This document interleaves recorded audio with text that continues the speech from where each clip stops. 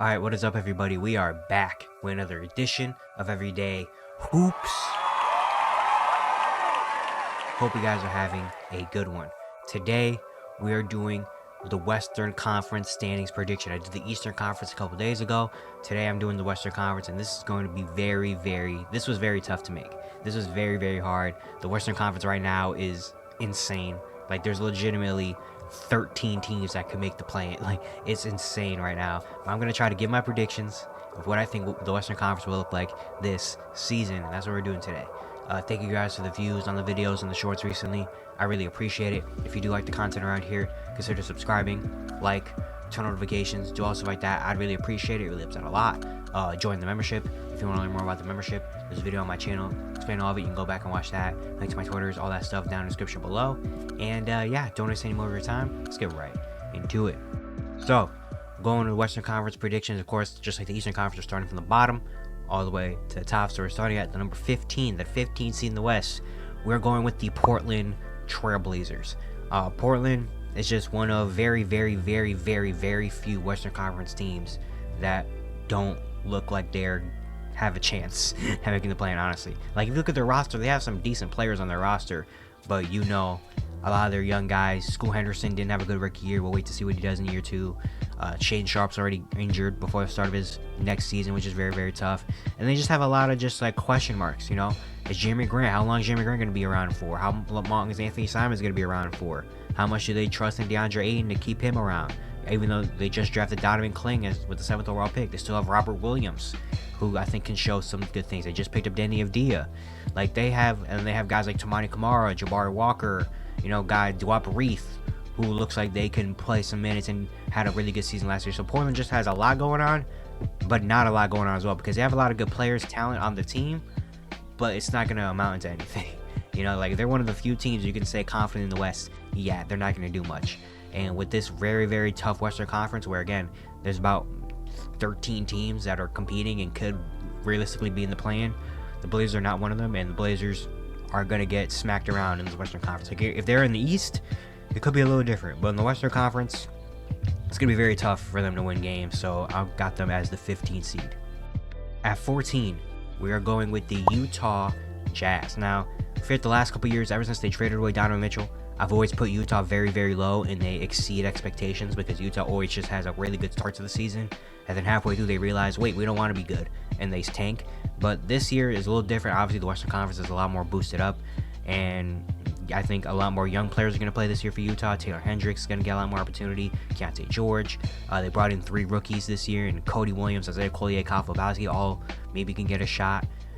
They just have, they have a lot of young talent around in Utah. A lot more opportunity, I feel like, for them. And with this stacked Western Conference, it's going to take them down a little bit, which I think they should be trying to develop the young talent over there in Utah. That's what their plan should be.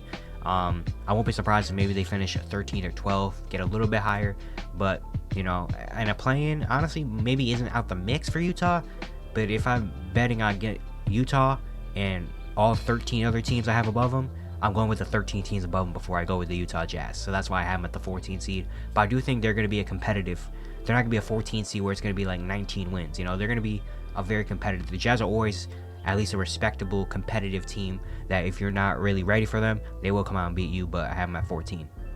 At 13, I'm going with the San Antonio Spurs. The Spurs, I love their offseason. I love the bringing Chris Paul. I love the Harrison Barnes acquisition. I love the Stephon Castle pick. Like, they did so many good things, but with this stacked Western Conference, I just don't know how much confidence I can put in them over a lot of other teams. You know, San Antonio, even though I think they will be a lot more improved, and they do have a shot at the play-in. Like, if they do make the play-in, I think they have a shot, absolutely.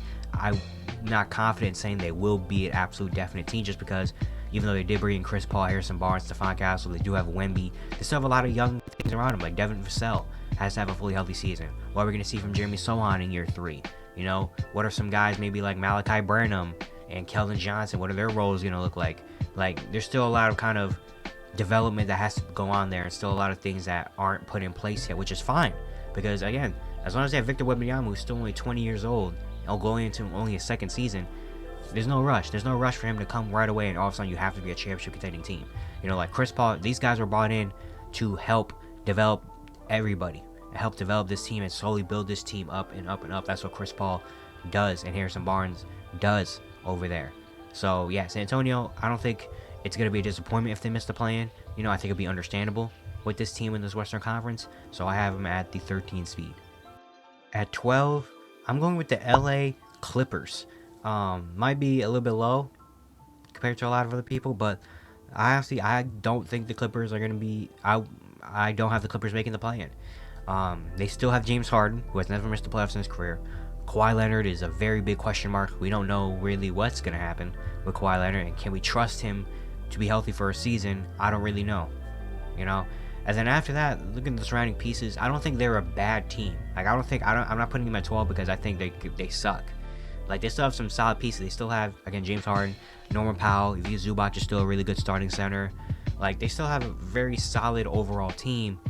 It's just, I don't know how much I believe in a potentially James Harden-led team in 2024. That's the thing.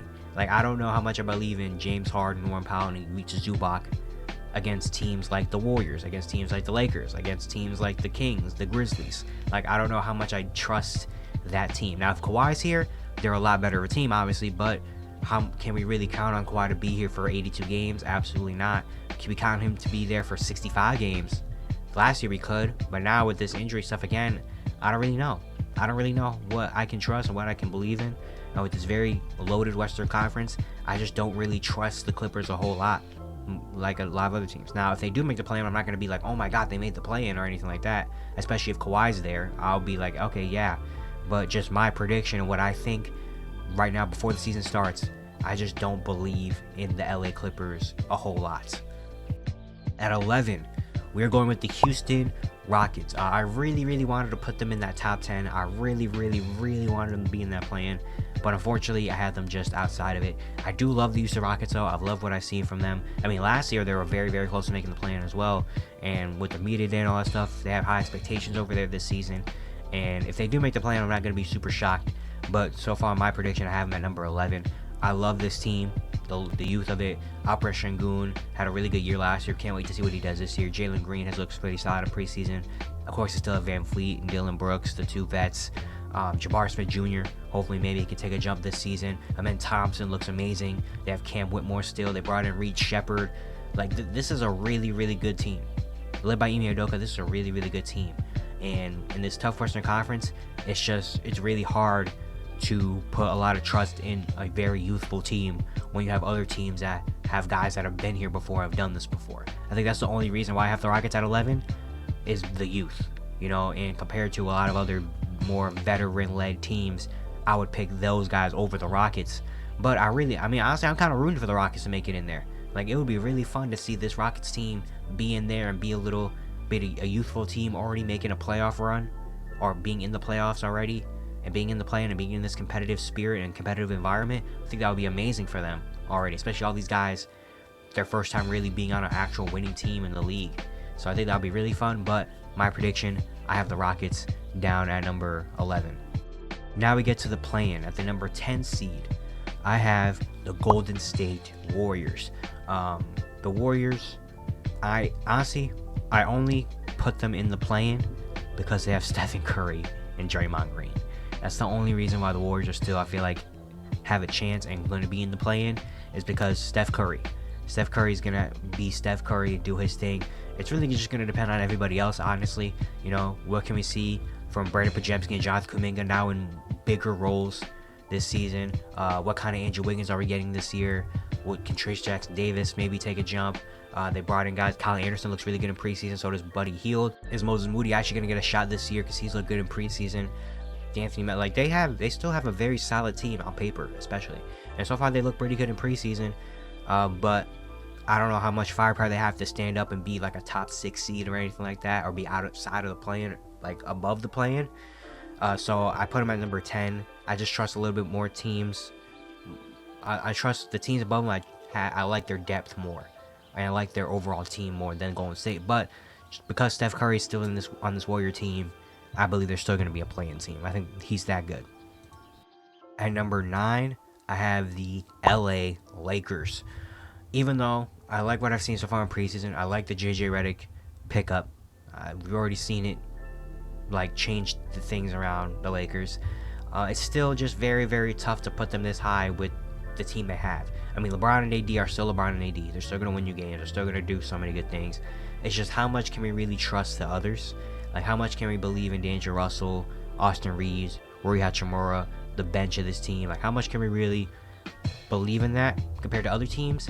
And I have the Lakers. They just kind of ended. Honestly, the Lakers are one of like the last teams I had to kind of put into this Western Conference, and they just kind of ended up at number 9. Like, they just ended up there. I was just like, I can't put them top 5. I can't put them bottom 5 either. They're gonna make the play-in at least, and it just kind of ended up this way that they ended up at 9. You know, like, I mean, it's solid. They still have LeBron and AD, and with LeBron and AD, you can still win games. You can still do really good things, obviously, and they can still probably win the play-in and make the playoffs. But I just can't put this team above the play-in with the talent. I just can't put this team above the play-in, but I also can't put them below. So 9 just is kind of where they ended up.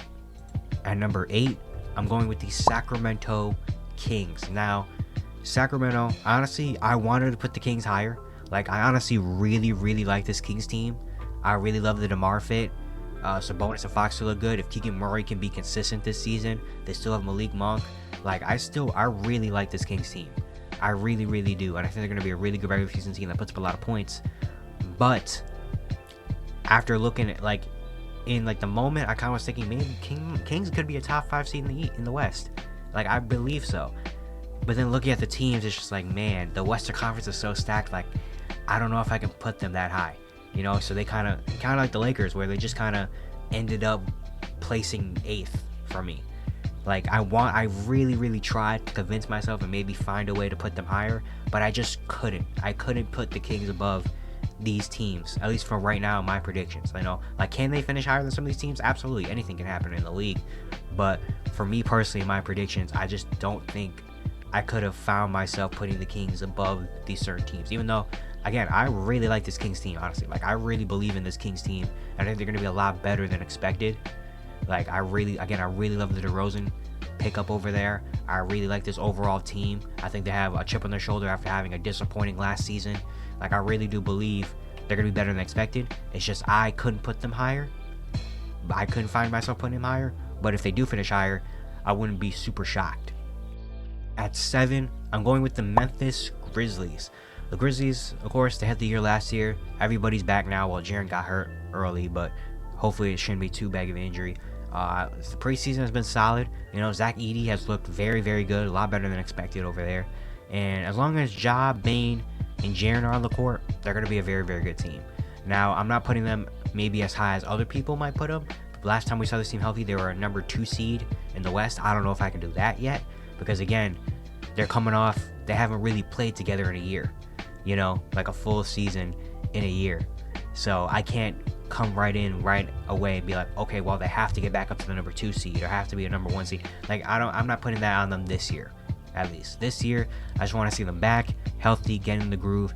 And if they do lose a little more games than what they were 2 years ago, I'm not gonna be super shocked. So they kind of ended up being the 7 seed for me in the play-in. They definitely can be higher. Like, they definitely can be a 5 seed, 6 seed, maybe even number 4. Like, I don't think that's definitely not out of the question.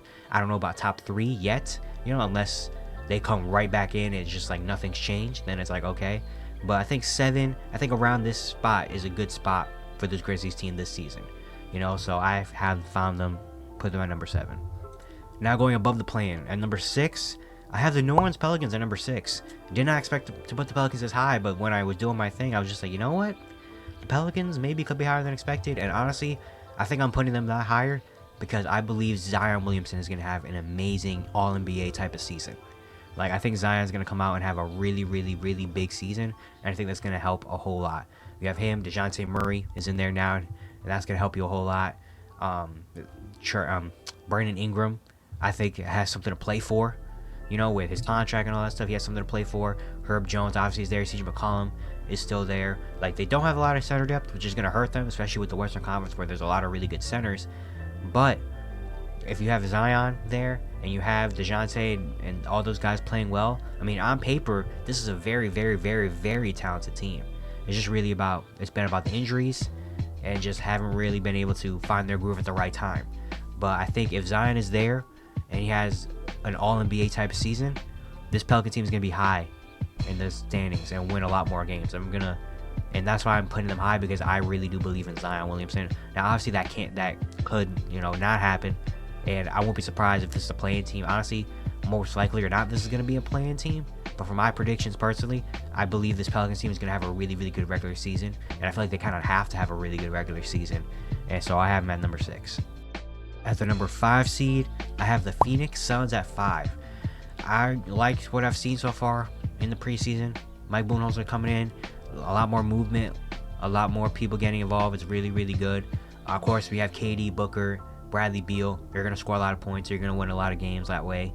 But it's been the other. I think it's going to rely a lot on the others, and I think the others are going to get a lot more involved. Grayson Allen, even though he has come off the bench, he's still an elite shooter. Royce O'Neal is a really good role player. The rookies, Ryan Dunn and Oso Ighodaro, have been very, very good in preseason. Those guys might be rotational players at some point. And then bringing in Tyus Jones and Monte Morris, point guards that they desperately needed, that's going to help a lot. And I think this Suns team is going to be very, very good. Now, I also think this Suns team isn't really, I honestly consider putting them higher, but I also don't believe this Suns team is really going to be hell-bent on, we have to win 55 games this season, This is a team more built for postseason success, obviously. They've been 1 seed in the West. They've done that already. Now it's, all right, we got to go get to the finals and win a ring. And so that's why I'm not really I'm not putting them so high, because I think at some point throughout the season they're going to be all right, we don't have to go out and win 57 games. As long as we're good enough and healthy for the playoffs, I think that's fine. So that's why I'm going to put them at 5. But I do believe they have the possibility of being a top 3 seed in the West. But for me, I'm having at 5. At the 4 seed, I'm going with the Dallas Mavericks, same as they were last season. Dallas, they went to the NBA Finals and got better. That's what I've been saying this entire offseason. They went to the finals and got better. That's as much as you want if you're a Dallas fan. Luka Doncic is still here. Kyrie Irving is still here.